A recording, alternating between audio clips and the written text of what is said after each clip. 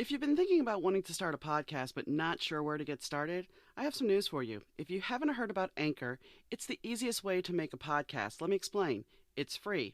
There are creation tools that allow you to record and edit your podcast right from your phone or computer.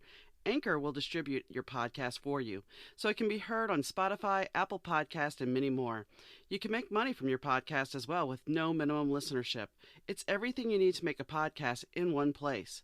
So download the free Anchor app or go to anchor.fm to get started.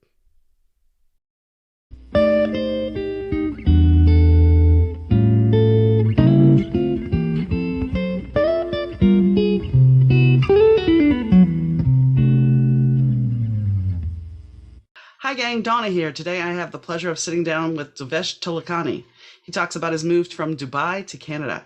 And while for some that move may not seem like that big a deal, even though it is drastic, because you're talking about two different cultures, two different lifestyles, but there's something more important here. When he was a teenager, he had crippling social anxiety. And nowadays, after the pandemic, and even during it, since we're not sure what's going on, there's still some issue of social anxiety and how do we relate to people. So he kind of talks about his own experience and how he made it through and got past it to be able to achieve his dream of leaving Dubai. How are you doing, Devesh? All good, all good. I mean, the weather isn't too good where I'm at. There's thunder in Toronto, but other than that, we're doing good. A lot of rain or just a little bit of rain? A little bit of rain, but more just like the lightning and thunder. It kind of at like 8 p.m. It just kind of on a summer night, it kind of just doesn't set the mood right, I guess. I don't know. It's kind of, when I lived in Louisiana, we had a lot of heat lightning. It wasn't any storms involved, it was just lightning that would come around. So, but we didn't come here to talk about the weather. We came here to talk about your big move. And you used to be in Dubai, correct? Yeah. I lived there for 18 years of my life, born and brought up over there. Originally, my family's from India. They migrated there about 25 years ago. And yeah, been there for 18 years before decided to move to Canada about 4 years ago. So what's it like to live in Dubai? It's interesting. It's there's like I guess at least in this part of the world, people think that it's all the glamour and everyone's kind of driving a really nice car and living in a really big house. Um, I'd say that yes, up to a certain extent, that is true. But also there's a different side to it. Um, so it isn't as glamorous as people think. I think Dubai is a great place to go for a couple of weeks to go and enjoy as a tourist. Living your entire life there were pros and cons to it. Maybe we can dive a little bit deeper into that. But that's just like I guess a brief overview of like sort of how it is to live over there. I understand. Yeah. I'm originally from New Orleans, so a lot of people I know, they're like, "Oh, New Orleans is so great," and they're just like, I left when I was 16. I went back for a bit, and it's not that New Orleans is a bad place because I have family there and still, and there's a lot of culture and a lot of history, but I don't want to move back. But I have friends that are just like, I would love to live there, so I can understand where you're coming from. I think Yeah. when you haven't lived someplace most of your life, it kind of is like, well, yeah, it's not as thrilling. And yes, Supercar Blondie. My husband used to watch Supercar Blondie. I'm not sure if you're familiar with her or not, but she always shows up in these expensive cars and does these videos. And my husband used to watch it, and she lives in Dubai, so Wow. that's why I bring that up. So yes, and it's always about the glamorous fast car, and so yes, Yeah. Dubai is very definitely, you visualize it as something very expensive to live, a place to be that's very expensive to live in and very glamorous. So I can understand. So They've go ahead. and I'm saying they just branded the city really well. Like it's literally like a greatest probably story when it comes to branding. So the city's been branded really well, and I think it is still a really luxurious city. But of course, there's other elements to it. That's for sure. I think that's anywhere. I mean, Los Angeles. If you look at Los Angeles, that's pictured as a glamorous place, but then a lot of the truth has come out about Los Angeles. But when it was back in the day, when it was Hollywoodland and stuff, there was always that glamorous image to it. So Exactly. now you know the reality. Yeah. So what made you decide after 18 years there to move to Canada? Yeah, definitely. I mean, so for me personally, it was like you've kind of been in a place for your entire life, and yes, it's going great. It's well. I have a great relationship with my parents. All good on that end. But the thing was that there is that limit of your comfort zone where you feel like you're kind of stagnated in one place, and you kind of need a bit of a change. So I was like, hey, why don't we try to pursue like my undergrad in like a different part of the world completely. And I was like, what's something that's pretty far from here? I was like, Canada seems like a pretty cool option. Um, the States, I mean, it's just way more expensive to live there and kind of study and all that. So Canada is a little bit cheaper and just seems like people at least the stereotypical like nice Canadian per se. Hmm. Um, so I was like, hey, let's try it out. Decided to move there, and it was. I remember I arrived in Toronto at the airport, not knowing a single person in the entire continent. Okay. I'd never been there in my life. It's North America, like the entirety of North America. I landed about a week before we were starting like our university. And I think I knew like one other person that was coming with me, two other people actually that were coming with me. Um, but other than that, it was like going to a completely new culture, place, location, different people. And yeah, it's been the best 4 years of my life living here, honestly. And of course, we can dive deeper into those 4 years. But when you just look back at that one specific moment when you made that split second decision where you're just like, I'm just gonna take this plunge and go. Um, I remember there were a lot of there's like a voice in my head that I was like, what is wrong with you? Why would you just leave everything and go there? But there was another voice that was saying there is a lot of room for growth per se. Hmm.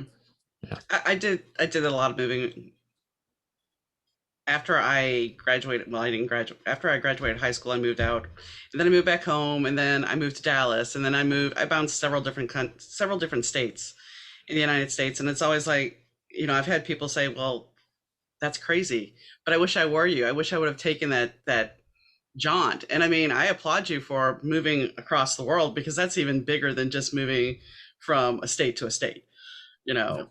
Um, so did you have to learn? I mean, I know you speak English very well. Was there any problem with colloquialisms, certain words that Yeah. they have in Canada that you're like, what the? Yeah, definitely. I mean, there was like certain things that we hear that were there were definitely culture shocks in different aspects, but if you just break it down to like the words and the sort of the grammar and all that kind of stuff. First of all, a lot of people were surprised that me as an international coming into the country, I could speak really good English. That was because Dubai is just so multicultural. As Mhm. an example, in like my high school class, like one of my classes, there were like 25 people and we had 17 nationalities, as an example, Okay. so you have people from all over the world, and your common denominator is English. So I spoke English my entire life. My parents, like my dad, he's lived all around the world before he settled down. So spoke English in the house as well. So kind of had that practice. A lot of internationals coming in from different parts of the world to North America. Sometimes they don't have that sort of same level of practice. So it's pretty grateful for my upbringing that I kind of had that background. Um, I'd say that there were definitely like certain things that Canadians would say or do where I was like, wait a sec, that doesn't really make any sense over here. Yeah. Even certain like accent things, like for example, Canadians they like to, for example, the about it goes like about as an Hmm. example, like the O and the U. At times there were like small things that I was like picking up as I was going. Um, and I wouldn't say it was that big of a challenge per se when it comes like culturally, because one thing about Dubai was that we were exposed to a lot of North American sort of culture per se when it Hmm. came to pop culture per se when it came to movies, music, TV shows, just general kind of stuff. So coming in, that really helped, knowing that I was sort of listening to the similar music, watching similar stuff per se, Hmm. but there were definitely like certain mannerisms or words, and I can't remember too many off the top of my head, No, I that I know. was just like, uh, guys, you got to catch me up on this. Like, I have no idea what's going on over here. But like that way, like most people here were super, super, super helpful, because when you have someone that's international, I kind of saw it as a strength. Because, like, for example, if you're from Toronto and I'm from Toronto, we both are from Toronto. Cool, we can talk about a couple of things about Toronto, but after that, the conversation kind of dies out. But Right. if you say you're from Toronto and I say I'm from Dubai, automatically it's like, whoa, Dubai, that's way far from you. Let's like have a conversation about this. So it kind of became like a conversation starter instead of conversation ender per se. Right. Right. Yeah, I get yeah, that. yeah, Yeah, because when I moved from New Orleans, people You're way younger. But in the 80s, there's a real bad propensity for the New Orleans accent to be portrayed in movies with a southern drawl like that. And the truth of the matter is, most people from New Orleans sound like they're from New York. They have a slightly New Yorkish sounding accent. And so when I moved up to Shreveport, which is in the same state, I had people accuse me that I was from New York. And I'm like, no. And even just in the same state, we had different words for different things. And my I had just started driving, and we had to get this thing called a brake tag in Louisiana, in New Orleans. But everywhere else in the state, it was an inspection sticker. So if you went somewhere in Shreveport and you're like, "Hey, I need to get a brake tag?" They're looking at you like you're insane because we don't know what you're talking about.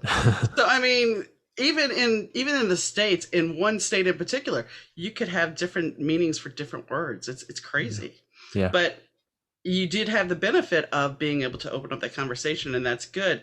So, this actually kind of goes into something else you talked about, which was your social anxiety. So, having social anxiety is a very hard thing to be around people you don't know. So, how did you deal with this? Oh, that was a journey in itself. I'd say for the first 16 years of my life, definitely social anxiety played a huge aspect. And I remember one day it was just that I'd kind of lived with it for 16, 17 years. I know it doesn't seem like a long time, but when it impedes you so much, Mm-hmm. when it came to middle school, when it came to the starting of high school, at least, it's like, I just need to figure out a way to kind of get over this. And I remember asking myself once I was going to bed, and I was just kind of like, I was like, I'm 16 right now. And the way I'm living my life, whether I'm 16 or I'm 60, I'm not really going down the right path. I'm missing out on so many opportunities around me. And it's like, right before you go to speak up to someone, it's that voice in your head that keeps pulling you back. And you're just like, um, I'm not going to go ahead and do it. And when you keep stopping yourself from pushing yourself out there, you can kind of start playing on you mentally as well. And then I was just like, I just got to take some action. Whatever it is, just some action, whether it's something as simple as just going to the store and speaking to the cashier, like something as simple as that, but got to take some action. And then from there started this whole journey where I was like, let's try to speak to one new person every single day. It could be a 30-second conversation, but just get your reps in. And over the next 5 years, I think I spoke to over 1,400 people. Um, and that was a journey in itself. I remember another example when I came to Canada a couple of years after that. And I came to university. I mean, I didn't know anyone over here. And when I was in like the residence, like the Mm-hmm. common area residence, I used to just go up to people that were like sitting down and just sit with them and start talking. And that's how I met some of my best friends. And of course, the first 30 seconds, the first minute, it is super awkward, Yep. unbelievably awkward. But once you just push through that little bit, the first 30 seconds to a minute, either the conversation starts to like pick up, or you notice you're not going to get along with this person, you just move on. Simple as that. Right. And it's like kind of letting yourself be able to move on. Like I have this, like I keep telling this to people who sort of go through this shyness or social anxiety per se, that for every 10 people that you talk to, there's 3 that you may just not get along with at all. There's like 5 where the conversation will be okay, whatever, like in between. But there's 2 out of those 10 where you're just going to kill it and you're going to hit it off. And it is worth it going through the first 8 to get to the last 2, Yeah. you know? And that was sort of my experience when I spoke to like over 1,400 people per se, getting to those 10 or 20% of people that you just hit it off with completely. It's worth it to go through all those other people. Yeah. Which, here's something to talk about, because social anxiety is a big thing. And now, with everybody being in lockdown, now everybody coming back to try to deal and integrate back into society in a normal way. How hard do you think that is going to be for you? I mean, do you think it's going to be a hard thing again, or you think you've got this down and it's going to be fine? It's interesting. Yeah, I caught myself. I mean, now I'd say I like to say, not to sound narcissistic, but I like to say I'm a little more self-aware now. So when those feelings started to creep in during the pandemic, I was like pushing myself to meet new people every time on LinkedIn or on any sort of like social platforms per se. So a great example of a platform that I found was Lunch Club. Would definitely recommend it if you're someone that's, let's say, socially anxious, shy, whatever. I'd say that Lunch Club, it's basically an app where they match you with people professionally to kind of network with people. And you basically just match with someone that you've never met before. They could be from anywhere in the world, and you just kind of have one-on-one conversations with them. So that was an example. Like I found myself in that same position where I was like, I've been at home for a while, haven't spoken to that many people. I'm starting to see that social anxiety start to creep in again. How can I manage this in a virtual setting? And I basically signed up for that app. It's completely free, and you can like sign up if you want to meet 2 people, 3 people, 4 people per week. I signed up to meet like 3 people per week as an example, and every week I was meeting 3 new people. That just kind of kept the ball rolling per se, and at least kept that muscle going of like Yeah. actually being able to converse with people. I'd say for sure you're gonna lose some amount of your social skills when you're not been out that long, but at least doing it in a virtual setting like this, it definitely helps. Yeah, I would agree. Yeah. Um, because yeah, without Zoom and stuff, you would be very limited as to who you could talk to and who you could focus with. Focus on in a conversation and what you need to talk about. Yeah. You know, for me, and I've talked about this before, my life completely changed because I lost somebody, and it wasn't because of COVID, but my whole life changed, and even the normal funeral service, the normal thing, those things didn't happen. And so it's just like I sat there today and I actually thought, it popped in my head, I'm like, all the traditions, and I know how does this apply, but it's a social situation. All the traditions about getting married and having a kid, I never did any of that. I didn't have a baby shower, I didn't have a bridal shower, I didn't have a bachelorette party. And it's like, did I really miss out on anything? Yeah. It's the social situations. It's like those are those milestones that we thrive to hit, but did I really miss out on anything? Yeah. And I don't know that I did, but those are the things you're expected to have in life. So, do you see yourself embracing those kind of things? And I'm not saying a bridal shower, but Yeah. do you see yourself embracing those kind of events in your life? The milestones that you share in your culture. Do you see yourself being willing to embrace those bigger events in the bigger social situations now that you have worked on your social anxiety? It's an interesting question, and I'm glad that you brought that up. I'd say for me personally, I feel like I'm in a similar boat to you. Like sometimes I miss certain events, and I'm just like, uh, it is what it is, I guess. Um, I don't think that makes that makes you socially anxious per se. It's just that I guess it kind of sounds very cliche, but it's like kind of treat every day as if it's an event in itself per se. Sounds super cliche, and I'm not a fan of cliches, but it works in the end. Um, I don't know. It's like, yeah, for sure there are certain events where you come together either with friends, family, and those are great for those specific occasions per se. But I think, yeah, one thing COVID taught me myself is that at times we have a lot of unnecessary fluff in our lives, and it's kind of like zeroing in on what's important to you. So as an example, I never recommend going and speaking to 1,400 people. I always think that like if you want to be happier socially, it's always good to have 2 or 3 people that you're extremely tight with and you can actually connect with on a personal level. But that was just my personal journey to go through because I just suffered from that crippling social anxiety, and I was like, I can't deal with this anymore. So this Right. is a way for me to kind of work out per se. um, but I'd say that, yeah, I think the fluff per se of different events has been removed. And yeah, I'd be curious to know sort of like what's your experience with like missing out on these events per se. Well, okay, so I had, yesterday was the 4th of July here. Of course, we're supposedly celebrating it today. Anyway, and I know most of my listeners are going to be like, she is just weird, and that's fine. It got to a certain point with my husband when after his parents died, before his parents died, we were at every family function. And after his parents died, he was just like, well, my sister's got her kids, she's got her family, that's their family. You're my family. So we kind of quit, and he had other siblings. He had 2 other brothers and a sister at the time, and then his sister passed. But it was just kind of like, no, we're our own family. So holidays and everything just kind of became, it's another day. It's not a big deal. So, Mother's Day, I spent writing. Father's Day, I spent writing. Yesterday, I spent writing. Today, I spent writing. And the funny thing about it is, if you and my readers most likely will go, okay, how does this woman write this? I write about Christmas. I write about those holidays. I write about that family, a quintessential family experience. Yeah. but yet I didn't necessarily always have that. And now Interesting. it's just a holiday. I mean, for some people it's just a holiday, and for me it's just like it's just a day. Yeah. It's not that it's not that it doesn't mean anything, but it's a day. And I mean, my friends, when Christmas rolled around, I had one that was like, "You're coming over Christmas Eve," and another one's like, "You're going to be here Christmas Day."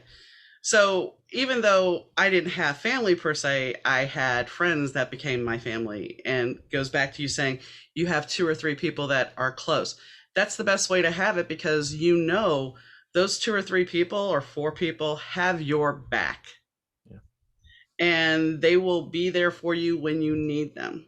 The first call I made when my husband passed was to my best friend, and she came and met me because we were in a parking lot somewhere, and she drove me to the hospital. So this, when you know that your friend is that tight and that good for you, then you know that's the right person. Because there are people that are going to come into your life and they're going to act like they're your friend, but ultimately, deep down inside, you know that if you called them to come help you, they wouldn't be there. Yeah. And do you think in the end we're all just striving for that connection to have those people in our lives? Yes. I think if you are truly wanting the human experience, yes. Don't you? Yeah, 100%. And do you think then we kind of get caught up in the whole hurrah per se and kind of the whole glamour of it all, but kind of forget that one-to-one kind of connection, maybe? Yes. And I mean, Yeah. as great as social media is, I mean, I grew up when we didn't have social media. So for me, we had that one to one connection. If you wanted to go to your friend, if you wanted to call your friend and they weren't there, you drove by their house. If they weren't there, then you were out of luck. You didn't see them. Now it's like, well, I can hunt you down. And, but it's still, there's not always that real connection, because you picked up your phone back then. You didn't have caller ID. It's like, oh, okay, who's calling? All right. Now it's like, oh, not that I ever have done that to anybody, but it's one of those things where you can look at it, and I've seen people go, well, I don't feel like talking to them right now. Okay. So I think between social media, which creates the illusion back to Dubai, if you think about it, because it's the illusion of what the world should be, and the fact that we have so much stress and so much contact constantly now that we don't get to step away. I mean, anybody can find you anytime. 100%. One of the best things that I ever did for myself was I remember when I went on a trip. It was in the Himalayas, and I kind of switched off my phone for 9 days. Wow. Like I didn't switch off my phone, but I deleted all the social media apps, so you could Mm-hmm. only get to me to call. But I didn't even have like my the SIM card, so you couldn't really call me as well per se. Um, and that was an incredible experience. You're in the mountains. Um, you get to sort of explore your spiritual side, whether you believe in that or not. But Yeah. it was an unbelievable experience. Just sort of disconnecting for 9 days. I know that sounds less, but it was like, yeah. It retrains you, because we have become such an instant gratification society. If you're looking up, yes, once again, I'm going to go back to being old. If you wanted to look up a fact before, you had to look up in an encyclopedia. That most likely was way outdated, but still you're looking up in the encyclopedia. Now, oh, wait, let me look this up. Let me go over to my computer or my smartphone and look that right up. So it's instant gratification. If, there's been a movie, I don't even know which one it is now, but they had an EMP go off and it killed all electronics. And I'm like, if that ever happened now, Yeah. I mean, what you did when you did that, when you turned your phone off basically for nine days, even though you could still get calls, you reset yourself. And I've talked to parents on the podcast that they limit what their kids can do on it. They limit how many hours the kids can spend on it. And I don't think that's a bad thing. Yeah.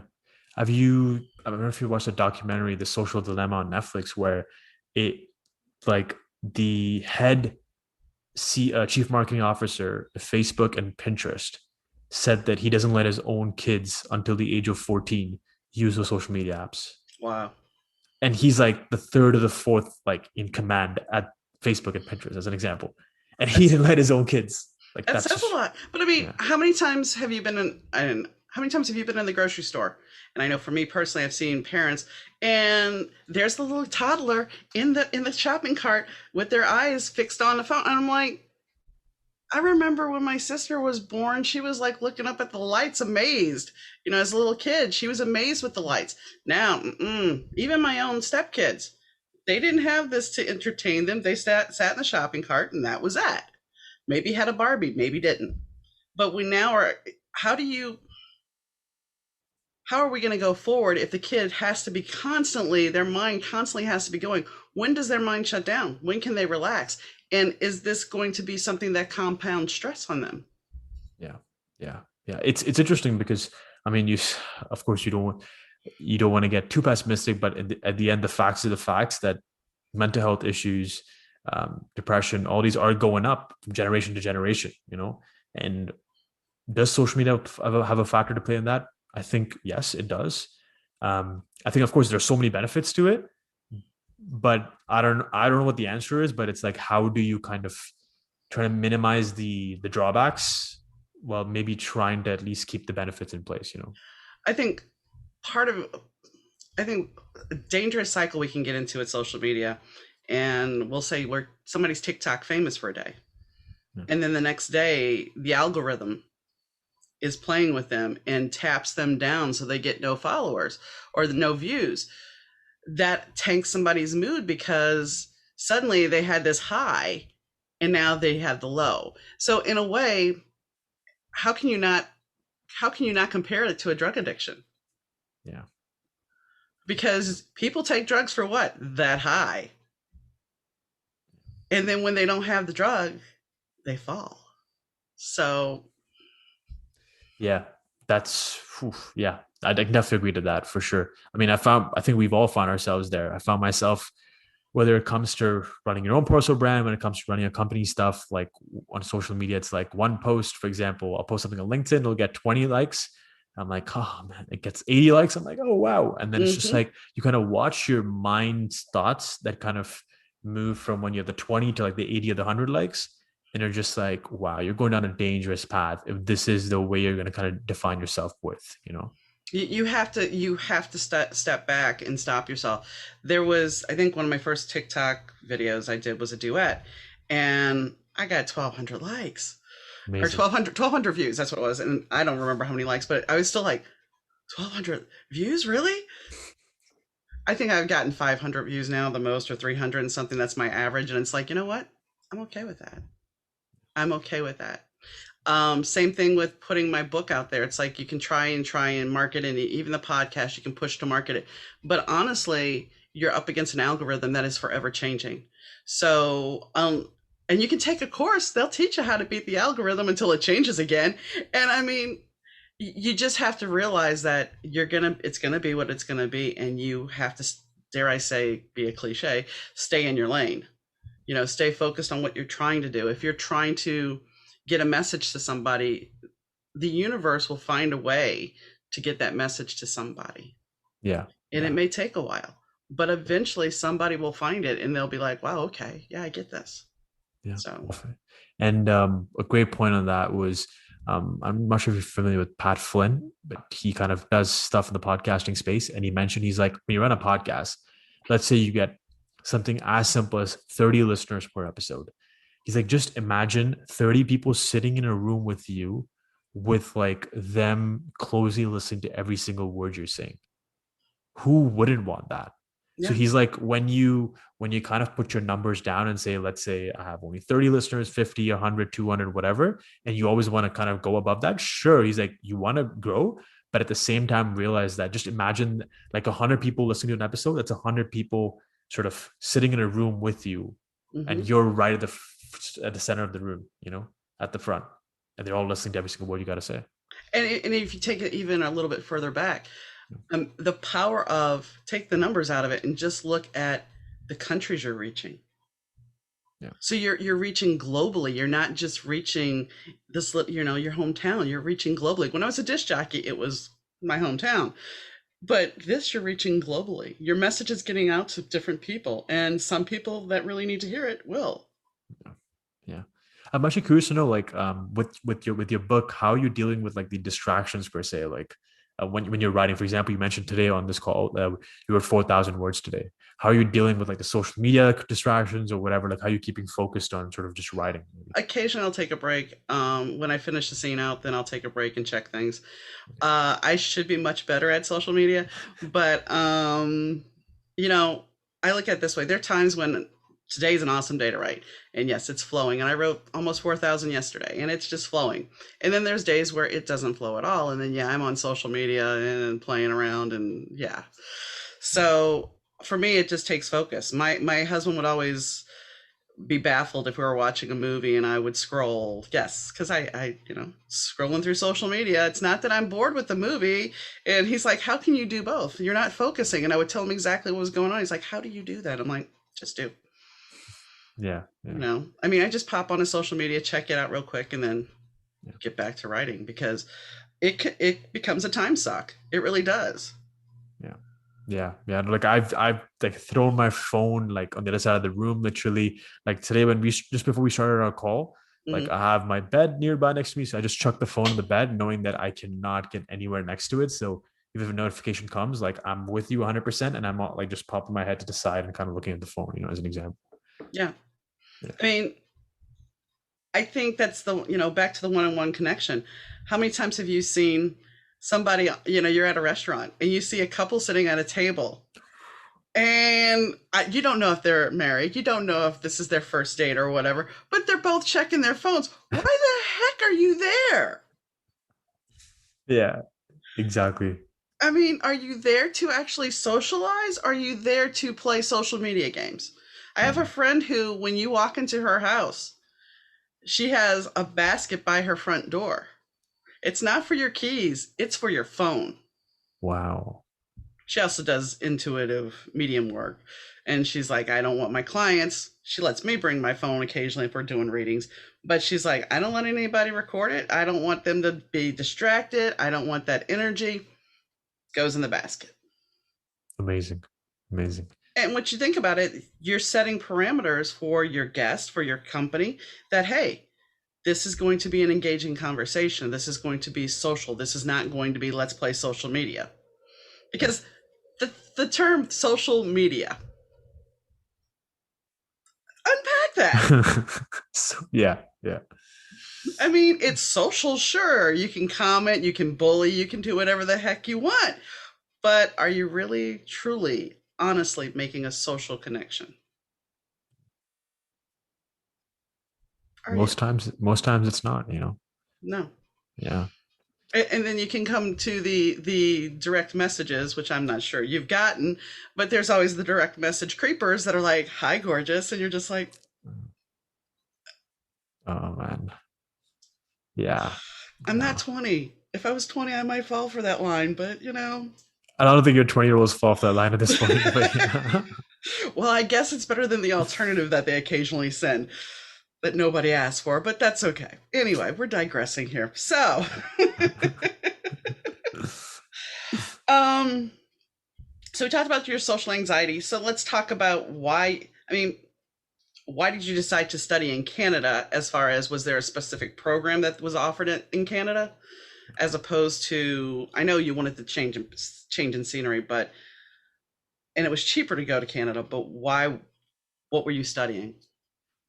Basically, I want to study business, but more importantly, more than that, I kind of wanted to figure out a place where I can sort of maybe look to a little bit more long term, like where could I actually immigrate properly.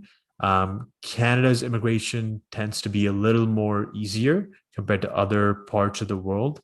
The UK was another option that I thought of, but again, their immigration system is a bit of a mess right now.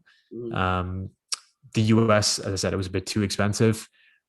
Australia was another place I thought about, but I think just I thought Canada might be an interesting option. I've been in the warmth my entire life in Dubai. Australia's pretty warm, so I was like, let's try out the cold for once. But I think one of the main reasons was because I actually wanted to kind of figure out a place where maybe I could settle down long term. And I do see myself in Canada staying for a couple more years at least. But I'm also someone that, and it's something we can talk about, but it's like whenever I plan in life, life has kind of like slapped me in the face and told me, you're not going here, you're going the complete opposite way. Hmm. And most, like 9 times out of 10, it's turned out to be a good way. Like it's turned out to be a good slap in the face. Um, but yeah, that's kind of told me to kind of take a step back and just take it, like, of course, have your plans, like have your goals, whatever that you want to have, but kind of just take it on a day by day basis. So I'm like less rigid that, hey, I want to be here for 5 years and then here for 5 years and here for 10 years. It's that, yeah, like it's like I'm here right now. Um, but I really don't know where I'm going to be in 6 months, and I really don't know where I'm going to be in a year from now. You know? As my husband would say, go with the flow. Just Yeah, go with the flow. And I mean, I can, what listening to you speak about that, it's like I think back to me when I was, right out of high school. If you would have told me I'd be here in Chicago, I'd have been like, yeah, right. It was not even on my radar, not even a thought. In fact, I had lived here briefly and then I moved back to New Orleans for a brief bit to go to school in 95. And I had a psychic tell me that I was going to come back up here. And I was just like, oh, hell no, I'll never go back up there. yeah. I've been here 26 years. So, Wow, that's yeah. amazing. That's So, amazing. there Well, you that go. psychic definitely was doing something right. That's for sure. Yeah, it was one of those radio.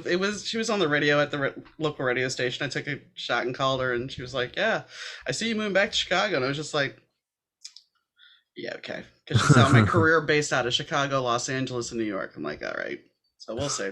Yeah. We'll see. But Would you anyway, consider moving out of Chicago, or would that be like something that you want to go long term? I live in the burbs in Chicago. I live about 80 miles outside of Chicago proper.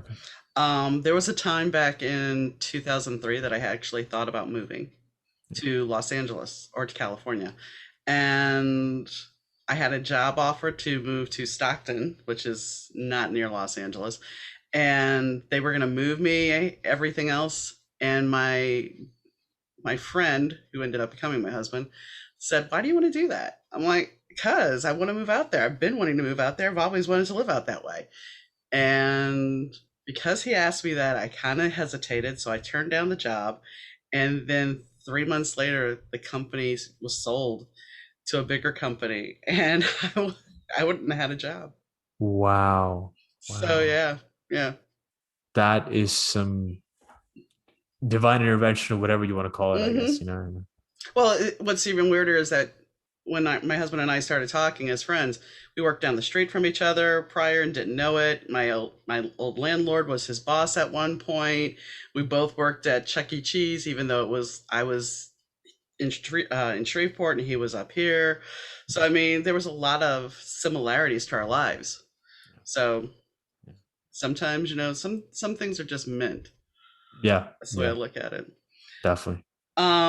So you have a newsletter called Pod Thrive. What is Yeah. this about?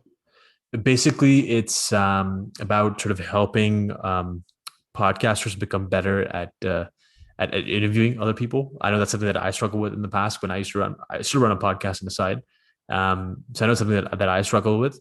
So just kind of getting the insights from different podcasters on what they've been doing to hopefully help other podcasters in the space, basically. And podcasting is exploding.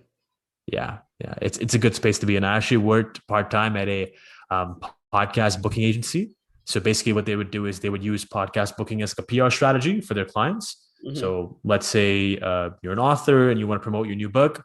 They basically take you on a podcast tour where they book you on like 24 podcasts, um, and it was unbelievable the amount of money that clients were paying them for like doing these like podcast tours. And I was like, this is like insane. Like the space is growing so fast, at this point. And the company that I was with, when I started with them, I was their sixth employee. When I left 4 months later, I was their 19th employee, like the Wow. 19th person to leave, basically. So that's how fast, like, I guess the space is constantly developing.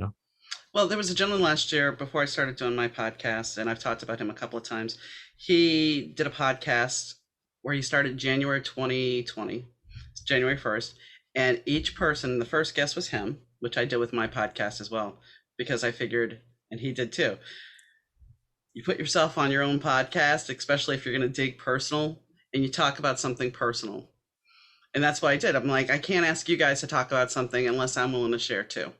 So his podcast was based on fear. So for 365 days, he took one person a day and interviewed them about their biggest fear.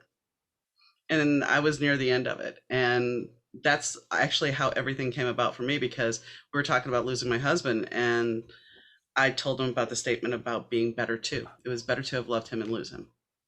And my book series is the Better to Burn Out series. So it was just kind of like, well, I didn't put the two together until after I named the podcast, but I was like, it's perfect branding. But at the time, it was just like, everybody's got a better to moment. And it's true. I mean, I've been gifted with talking to people from around the world and different walks of life and different careers, but everybody's got a better to moment. Unless you have no regrets in your life, and then that's very doubtful. You may be lying to yourself, but Yeah. Yeah. everybody pretty much has that moment. Yeah. So I think, podcasting, for me, watching him, he's not podcasting anymore that I know of. But I mean, he did it for 1 year. He said, that was my goal. I wanted to do this for 1 year, and he did it. Yeah. So. And yeah, I mean, the depth that you can go in on a podcast, you can, like, let's face it, when you switch on the news, the first thing that you see, it's like, they'll give someone like 30 seconds of airtime. And how can you ever dive deep into someone's story in 30 seconds? As simple as that, so it's sort of the long form format of it, minimum 30 minutes, or let's say sometimes an hour and a half, 2 hours as well. You can go so much more deeper into a person. Yeah. And sort of what they believe in, what their insecurities are, like everything and anything. And that's the beauty of it personally, Yeah. And I mean, that's the one thing I've connected with, is having people being willing to share their story. And, sometimes I actually had a couple of people reach out to me and tell me how their story, somebody else's story, inspired them and made them feel like they weren't alone, and made the podcast made this a safe space for them. Yeah. And to me, no matter what, that is the best thing in the world. It doesn't matter if I only have a handful of listeners. It doesn't matter if I have 100 listeners. That right there is worth it. Because you're making that human connection. Yeah, definitely. I mean, it's one of the best feelings that you can have as a podcaster, as a podcast host. I think another amazing value point that people don't speak about with being a podcast host is, everyone speaks about the listener, and that you have this metric and you have that metric and you want to gain these many listeners. But I've actually made some incredibly close friends through the guests that I've had on. We've post a podcast, we've collaborated. I actually went out for drinks with one of my guests recently, because we both in the same city, as an example. So just like the connection that you make with the guest sometimes is next level, honestly. There's been 2 recently that I've done that I sought these people out, so I didn't necessarily focus on the better to moment. The very last podcast of the season 1, I reached out to an Australian model through a friend that knew him, and he actually won the Make Me a Supermodel contest. He was the first winner out of 40,000 people. He won, and he almost walked away from it before he even did his audition. So it was kind of a wild story, but that forced me, because I reached out to this person, to do a deep dive on them. And when I'm doing the interview with him, he sat there at one point and said, "Wow, you really did your research." It was like, yeah, because I was going where you guys, when you guys asked to be on the show, you guys give me a bio, and I don't have to necessarily do as much deep dive research as somebody else that, number one, has somewhat of a name. Number two, I have no background on. Yeah. So there's more work to it. And actually, because I like researching, it's kind of fun. Yeah. Yeah. No, I mean, that's one of the most, I think, if you want to stand out as a podcaster, and I could see 100% you've done your research, which is amazing. And just your way of questioning Donna is actually incredible. Thanks. I've been on quite a few at this point, and I'd say you're top 2 to 3%, really top 5% minimum at least, So I'd say for sure. Because it's times a lot of podcasters, they don't do their research, and they're kind of clunky, and they don't know how to further the conversation, and it's sometimes be a bit of a mess. But yeah, I think research, and it doesn't have to be like spend like 6 hours on someone, No. but it could be you have no idea how much you can just gain just looking at someone's LinkedIn profile and just Hmm. going through just like just scrolling a bit more, reading their about section, reading a bit more about some of their older experiences, some of their something as simple as like volunteer experiences. Like you just kind of get an idea of a person just from something as simple as a LinkedIn profile. And that takes Yeah. you 5 extra minutes, but if you can take one point out of there that can help you connect with that person, why not? Why not take this extra 5 minutes? Right. And that's the thing. It's like I had an interview the other day, and I'm going to be back on his show, but he's a new podcaster, and I know he's a new podcaster because he sat there with a book, and he's flipping through to ask me the questions. And he asked me at one point, he's like, "So, what advice would you give to me about podcasting?" I'm like, if I said, for one, I said my show, I said I used to have an author chat on YouTube. I said, and I was very meticulous, and I would send the questions to my guests, and we would do everything very formatted. I said, now I don't do that. I said, I get my little bio, I have my notes, and then I just go. I said, everything's organic. I don't want to be rigid. I want the conversation to be like two people sitting down to talk. That's what I want. I said, if you want, and this is for anybody that's out there, if you want a rigid show, do your research, create your questions on a sheet of paper. So you're looking professional. And they have teleprompter apps. If you really want to go that far, read it from a teleprompter. Yeah. But, try to make it smooth. And I do have a problem with saying, and that's something I have to work on, but it's speaking. It's human nature. But Yeah. I've struck. go ahead. No, sorry. I was going to say I struggle with ums a lot. So I just think, but I just like kind of pinch myself whenever I say it.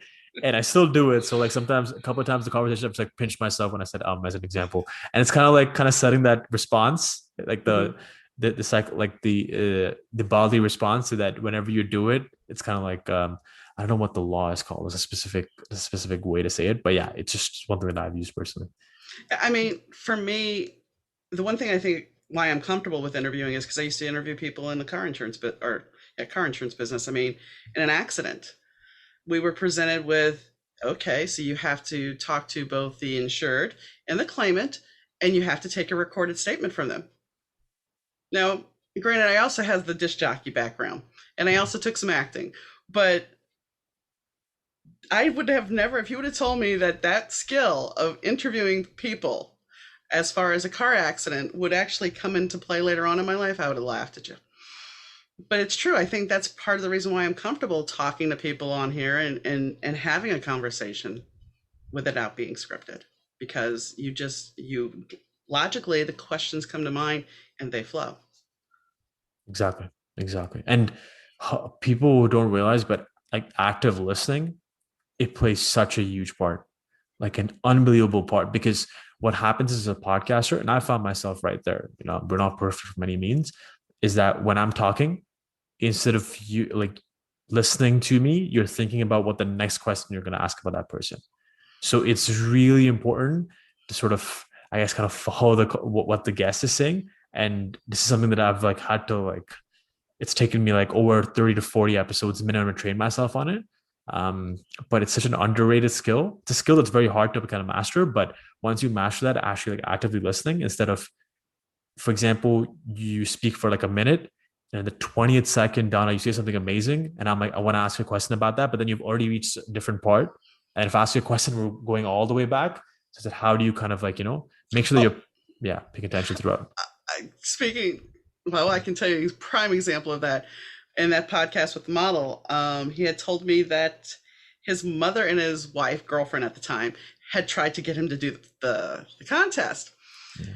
And so we talk about that, and we talk about whales, and we talk about all sorts of other stuff because he's in Australia, like I said. So I circle back around to that part in the conversation because it pops back in my head. I'm like, so what did your wife and mother think about you winning?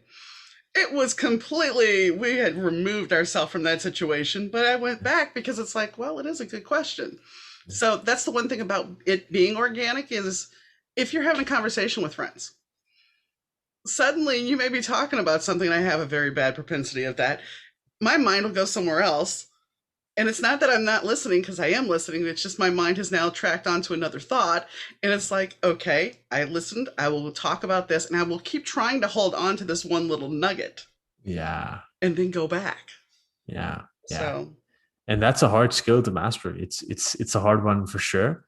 But I think it's like going to the gym. You're kind of just putting in the reps, mhm. and I'm sure you've seen that with yourself. Like the first podcast, second podcast a little better, third a little bit better.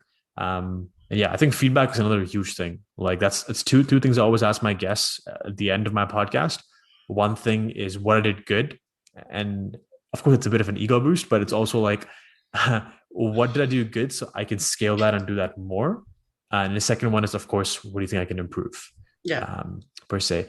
But the second one, you have to really give them permission. So that's, of course, building the trust, because a lot of people don't want to be mean, as simple as that. But I'm like, hey, the meaner you are, the more I'm going to like this, you know? And yeah, I've got some golden nuggets from there, you know? It's like a book review.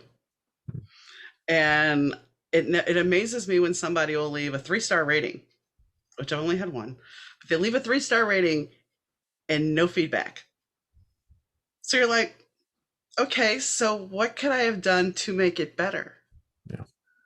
But if you don't give me that, I mean, most of my reviews have been 5 to 4 stars, and that's fine. But at least I got feedback. If you're only giving me a 3-star and you're not telling me what's wrong, how do I fix it? Same thing with a podcast. How do I fix it? If there's something you guys don't like, how can I fix it if I'm not getting any feedback? Yeah. Yeah. Definitely. Feedback is huge. Yeah. Number one is, of course, asking for feedback. Number two is also being able to be coachable when you actually get the feedback. So I think those are two different elements, but they kind of come together in their own way. Well, and feedback can also tie into social anxiety. Yeah. When you think about it, because you're putting yourself out there to be vulnerable. And that can get your social anxiety going, because are you scared of being rejected? Yeah. Which, It's go ahead. No, I agree with you 100%, you know. Which, that is something. Have you had, let's go back to social anxiety. Step away from the podcast for a second. Let's go back to social anxiety. Have you had that experience where you've met somebody or you've introduced yourself to somebody and you went to reach out to them and they were just blatantly nasty to you for even trying? Oh, so many times, yeah. And not say so many times, but I'd say, yeah, like if I had to like put a percentage number on it, I'd say like about 3 to 4% of people.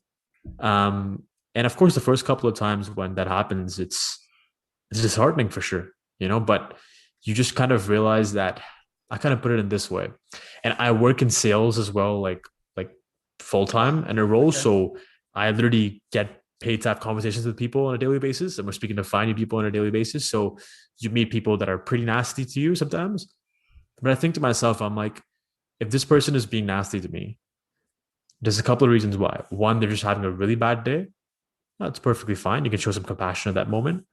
Two, they're just in a really horrible space in their life right now, and they're removing that out on someone else. So it's kind of just more pity and compassion than just sort of hatred. Of course, that's after the situation. At Yeah. that moment, of course, at times it's hard to pull back, and you're just kind of like pissed as well. But that's one kind of like sort of sales tactic per se that I learned from one of my mentors that he told me. He's like, whenever you cold call, whenever you're on a sales call and someone's mad at you, this can be for that, it could be for anything. And they like say something, just like be super vulnerable with that. Like I've actually, it's happened with me once where I was calling a prospect. It was a sales call, and this prospect got a little mad at me. And then I was just like, let's say John Doe as an example. So I was like, John, honestly, man, I'm sorry. It's just that I've been having a bit of a shitty day myself, and I completely butchered the sales pitch, and I wasted your time, and I'm genuinely sorry. And he was like, he kind of just calmed down, and he was like, Devesh, it's fine. I'm just having a bad day myself, you know. So just go ahead, it's fine. Like I have a couple of minutes, go ahead. So when I disarmed myself, the other person Mhm. disarmed as well, you know. So of course there will be a tendency to first take it personally, so vent it out. But once you're kind of done with that, go in and analyze the situation and realize that there's a couple of reasons why people are mean to you or nasty. And most of them is just because they're going through their own like stuff, basically. I mean, you realize that it's more compassion than anything else. I was watching a story on TikTok. This girl was talking about how she worked at a nail salon, and Paula Abdul was supposed to be coming in for an appointment, Wow. and she was 2 hours late. And she was supposed to be getting her, I think, her eyelashes done and her nails. And they could, because she was late, they couldn't accommodate her, and she was apparently so rude. Hold on, hold on. So the girl who was doing her nails, she takes a break while Paula's drying. And she goes next door to the coffee shop and she's talking to her friend that's the manager over there. And they're like, Paula's sweet. Step back. She most likely is having a bad day. You don't know why she was 2 hours late. You don't know what happened. She comes back and Paula's very nice and, doesn't apologize, but she's very cordial. She's not so mad. And the next time she came in, and every time after that, she was just sweet as pie. But the fact of the matter is, you don't know what's going on. If my husband and I had a disagreement, that's the one thing I will always say. If somebody is arguing with you, and he had a lot of health issues, which when your body betrays you, you tend to get aggravated. You don't realize it, but you do. And so there would be times where he would say a not so nice word and, like MF. And I would be like, what's wrong? He's like, is your name MF? And I'm like, no. But I knew he would be ticked off. So I'd walk away and I'd wait about 30 minutes and I'd come back and I'm like, are you okay? He's like, yeah. He's like, that wasn't about you. I couldn't see something or I couldn't do something. And I think that's the thing we get away from. We don't look at what's going on in somebody else's life. We just look at what's in front of us. Yeah. And social media has taught us that. Has it not? 100%. A great example when someone posts a nasty comment on your social platform, just think about it. This person, and this is another layer to it, this person took out 30 seconds, 60 seconds out of their day to actually go and hate on someone else. Mm-hmm. How bad does their life, or how bad of a situation do they need to be in their life to actually do that? You know, Uh-huh. Uh, Go ahead. it's just really interesting to me that you're taking 60 seconds to a minute. Um, yeah, you're taking 60 seconds to a minute out of your day to go and post hate on someone else's platform, on someone else's content. You got to be in a really bad space to do that, So it's just at that point you do, of course, in the starting, again, as I mentioned, it's completely fine to feel like horrible at that point. But then when you realize that, you kind of feel just compassion for the person that, damn, your life has to be pretty crappy for you to say that to someone else, I appreciate the conversation. It's been an absolute pleasure. I mean, as I mentioned, I think you're like, I'd say minimum top 5% of podcast hosts that I've been on for sure. So I just want to say thank you so much for sort of exploring the story and creating a safe space for us to kind of be vulnerable over here. Well, I gotta ask though, was your better two moment true? Was it better to move to Canada from Dubai? I'd say it was true. I'd say it was true. Um, there are days when you do think it's false sometimes, but I'd say 99 out of 100 days, I think it's true for sure. Good. Well, I do have one other question.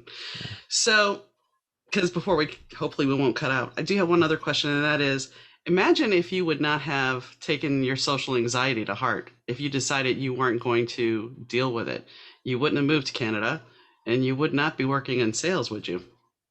Wouldn't be working in sales, wouldn't have moved to Canada, wouldn't have started a podcast, wouldn't have started a newsletter talking about podcasts, wouldn't have been in sales, wouldn't have been speaking to you, Donna. Um, yeah, I would not, I don't even know where I'd be, but yeah, it would definitely not be where I'm at right now. That's for sure. So, a pretty amazing journey when you think about it. So, thank you for tuning in, guys, and thanks to Devesh, and catch you next time. Thanks, guys, for tuning in to the Better 2 podcast. Your listenership is greatly appreciated. If you like what you hear, remember to hit subscribe. We also have our videos on YouTube. They're usually posted the same day as the podcast, and you should check it out. If you have a question or you would like to be a guest on the show, please drop me an email, and I'll be glad to talk to you about it. The email is Donna, Dauna, at thebetter2podcast.com. Thanks again for tuning in, and catch you next time.